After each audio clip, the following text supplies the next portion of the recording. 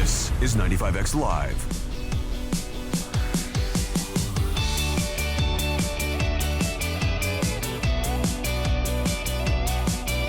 Hey, it's Jack, backstage at Papermill Island for our big show tonight with The Head and the Heart. And right now, I'm joined by Windsor, also known by Jordan, your first name, Jordan, yes. But the musical act, Windsor. Thank you so much for coming here today. I'm really excited because I've been listening to you since 2023 when I first heard Get Lost. And it's one of my favorite songs. And it's actually one of those songs that this may be an awkward place to listen to certain songs, but it comes up in the gym sometimes in my gym playlist, and it just gets me going. That makes sense. I mean, it's an up-tempo one, so it is. It's a good one to run to. Yeah. I haven't even tried that. Oh, okay. You're pumping iron. That is true. You're pumping iron. Yeah, I haven't been lately because I just had a kid, but Congrats. anyway, thank you. Yeah. So thank you for coming here. You just came out with your debut album. What's that been like for you? What's the experience been like? Well, it was a huge it was a huge weight off the shoulders to finally have a bigger piece of music out in the world. You know, I really wanted to make you only get one debut album, so I just really wanted to make it the best I could make it, and I'm really proud of it and proud of the songs and how they sound. And I was a little nervous to put out my first album, but now I just feel excited to play shows and play the new songs and go to different parts of the world and perform it. And where have you been performing so far? Because this is your first big tour that you're on, right? Well, I've done a lot of touring so far, but this year was a lot of promotion around the album, and we did a record release show in LA. And then mid-August through the end of the year, I'm going to be doing a bunch of shows. That's great. All over North America. So talk about the creative process of making the album. You had a few singles that were out before, like Get Lost. Memory is another one that is just so good. Talk about the creative process of finally getting into creating your first full-length album. Well, it really just took making enough songs to choose from to put out a bigger body of work. And I really felt like in order to take my path to the next chapter, to turn the page to the next chapter, I wanted to go into this chapter of just hyper creativity, of writing every day. And I wrote 30 songs between end of 2023 to beginning of 2024 when we started recording it. And so I went up to Northern California, where I'm from, and recorded there and recorded at my studio in LA. And yeah, I think I just wanted to do more, and I wanted to put out a bigger, body of work. And I just got a rush of inspiration after putting those singles out in 2023 and touring them and seeing parts of the country and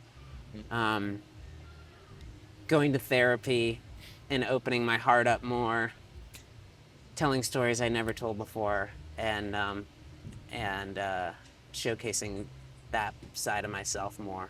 I feel like that's something I've picked up on you're very active on social media, and I've picked up on you use your art as a means to, obviously every artist uses their art as a way to express themselves, but I feel like with the things that you share and the things that you put out on your social media and the music that you create, talking about going through therapy, it's helped you get through whatever challenges you may have been going through. How does that kind of steer you in a direction of coming up with lyrics and creating songs?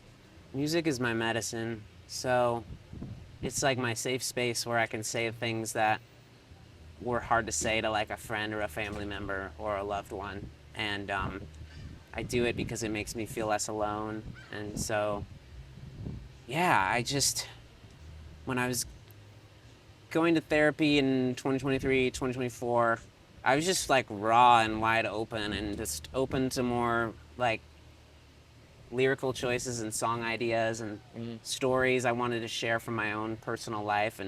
And that just lent itself to creativity, I guess. I would go see my therapist, and then I would be wide open and play the guitar and write in my journal, and songs came that way. Would you perform for your therapist? No. No. Well, it's interesting because it sounds like therapy is what really helped you open up to kind of be okay with putting your deepest thoughts out into the world. Does that sound about right? I think I was maybe scared before. Yeah. Definitely, like, early on, like, it took longer to get to that place of vulnerability to share, and then that chapter before I started writing the album, where I was opening myself up more, it allowed me to feel things more deeply and be more in touch with my creativity and get to that vulnerable place faster. Yeah, that's really, really cool. I am very much an advocate for therapy. I go to therapy every week, and I think there's a lot of shame in some people saying that and being open about that kind of thing. To me, I think of it as no different than working out every day. You exercise to help out your physical condition, and to me, therapy is an exercise of the brain. And I love how open you are about that. I think exercise is also good for the brain too. Yeah, it's twofold, right? Because I run, and when I'm not in therapy, running is like, it's so good. If you have depression, anxiety, fear, I feel like it is helpful too. They're all the body and the mind are so connected. But that's cool that you're an advocate. Yeah, absolutely. We're trying to smash the male patriarchy. We've been I feel men ya. are conditioned to not feel things, and I say the hell with that. Yeah. No, I mean, it's definitely something that, my wife and I, who's helping us record this interview today, we're definitely going to be teaching to our 2-month-old son as of today. He's two months old. So that's definitely going to be something really important that we talk about. But I did want to ask you too, for me, the very first track, Abandon, on the new, your debut album, it's like a smack to the face for me. It hits me in a good way. It hits me so in a way that you say in your Instagram bio, music for sunset drives. That's exactly what I envision when I listen to your music. What is it about that song, that the message that you're trying to get out to people? Well, it's about a specific time in my life where I was 7 years old and my dad abandoned me in a hotel room in Costa Rica.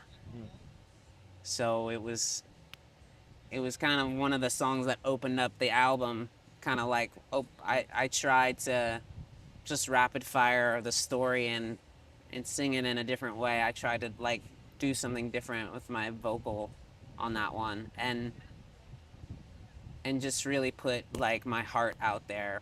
And so scary, but like so glad that I made the song, because it helped me heal some stuff with my relationship with my dad. That trip we were on, he ran off with a woman on the back of a motorcycle and left me in a hotel room for 24 hours. And I never really processed what that meant or how I felt about that until now, because I was too young to even understand what it meant. But it's also just, it's meant to be a freeing song too. Like I'm letting go of the painful memory and letting go of it and being okay with what happened and processing and accepting it. Well, I think it so eloquently ties in to that description on your bio, music for sunset drives, because as you just said in that song, you're letting go of something. And to me, I love driving during a good sunset. Like right now, like we're getting right now. It's almost a freeing type of feeling. Yeah, you're putting your hands out the window and like maybe letting go of your hard day or whatever you were going through that day. And that's also what that means. Yeah. And I definitely feel like you accomplished that with that song for sure. And I'm glad that was a very healing process for you. Thanks. My only hope is that it helps other people heal too. Yeah, absolutely. Well, I know you're about to go on stage, so we'll get you out there now. Yeah. Thank you so much. Thank you so much for hanging Jack. with me. Yeah. I'm really excited to see where you go from here.